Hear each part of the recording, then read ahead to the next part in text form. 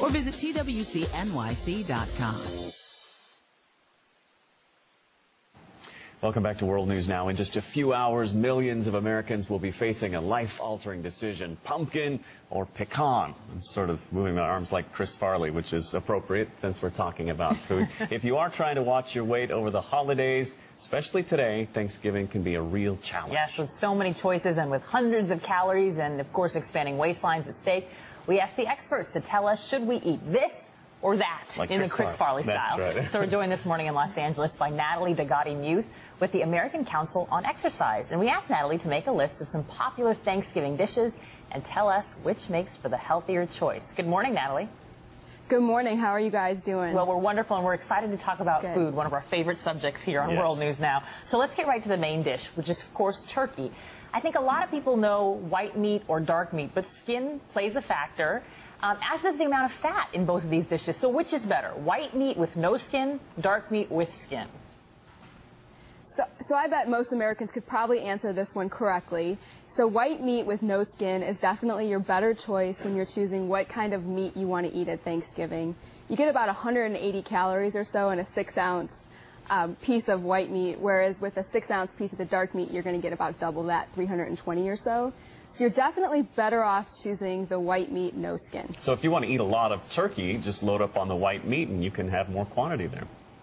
You can have more quantity, but be careful, because if you load up on that, you might be a little tired after. Exactly. There's the tryptophan, and you'll fall asleep. Probably some of this with the turkey. Exactly. Right. Let's move on to cranberries. We've seen the ones that come in the can. What about the homemade ones, boiled in sugar or the jellied cranberry sauce? Which one's better for us?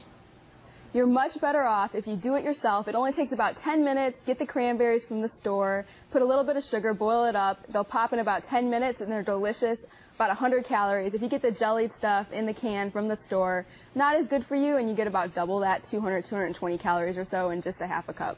Well, let's move on to the next one, which, I think is a favorite on a lot of people's tables, and that is sweet potatoes with something natural like sugar, cinnamon, and nutmeg, versus the delicious candied sweet potatoes covered in that marshmallow top layer that's all nice and burnt. Which is, how bad is this versus each other? Yeah, so you're better off, first of all, with sweet potatoes as opposed to the white potatoes, because you get a lot of nutrition from the sweet potatoes. Anything orange gives you lots of vitamin A, so you're good either way. But if you want to make it a little bit more healthy, a little bit less fat and calories, you're better off. Get the sweet potatoes, add a little nutmeg, a little brown sugar, some cinnamon, and just say no thanks to the sweet potatoes with marshmallows and butter and kind of bubbling over. Tastes good, but you're better off if you choose the healthier version of the sweet potatoes. Let's move on to the vegetables. You got the steamed green beans, or you got the wonderful green bean casserole. Which is better for you? Yeah, so you know the answer. So the steamed green beans, don't add anything to it, just put it in a vegetable steamer. It's only 20 calories. As opposed to if you get the green beans and you get the creamed mushroom soup and you get the fried onions and you're loading it up, you're over 100 calories in the same portion size.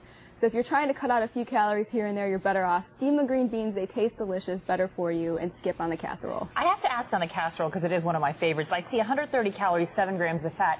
Can you do this, and will it still taste as good if you do like a low-fat soup, and on top of that, you're also eliminating that crunchy stuff at the top? I mean, are there ways to modify the casserole to make it a lot less? Yes, absolutely. There are always ways to modify your favorite dishes to make it, to lessen the calories and have it still taste pretty good. So if you want to go with a low-fat cream soup, maybe skip on the fried onions, you can do your green bean casserole and cut probably half of the calories out. Well, let's talk about dessert now. And this one I think a lot of people may not realize, because it is a pretty big difference, and I didn't know this one, between pumpkin pie and pecan pie. There is a clear winner in the game of this or that.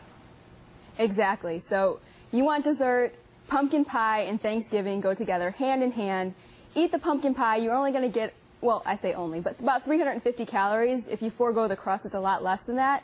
If you go with the pecan pie, you're talking 500 calories in one slice of pie. Wow, that is quite a difference. That's huge. Yeah. Yeah, it's quite a difference. Most Americans eating between 3,000 and 4,500 calories at Thanksgiving. That's about a pound that you're putting on right in that hour of sitting down eating. So if you can lessen that by just taking your time, listen to your body. When you're full, stop. Something else that we always encourage at the American Council on Exercise is to get up and move around. So maybe you could make part of your family fun on Thanksgiving, moving around, doing a turkey trot, or just getting up, playing some ball, or doing whatever to get a little bit of exercise in. We always encourage that at ACE. And then afterwards, you're feeling like you ate a little too much. You're feeling kind of down on yourself. Don't worry about it. Don't feel guilty, but then just make a vow to continue the next day, getting a little bit more physical activity and moving around. It'll help burn some of those calories off. I think I'll get up right now and get the feet moving because I can tell there's some calories to be burned. There's more information on healthy eating online from the American Council on Exercise. We've posted a link also on our Facebook fan page. Natalie Muth with the American Council on Exercise, thanks so much for joining us on this holiday. It's my pleasure. And Thank you for having me. Happy Thanksgiving to everyone. Thank you, and have a wonderful holiday yourself. And of course, you are watching World News Now as Jeremy jogs us into break. Go, Jeremy, go. Where's the turkey?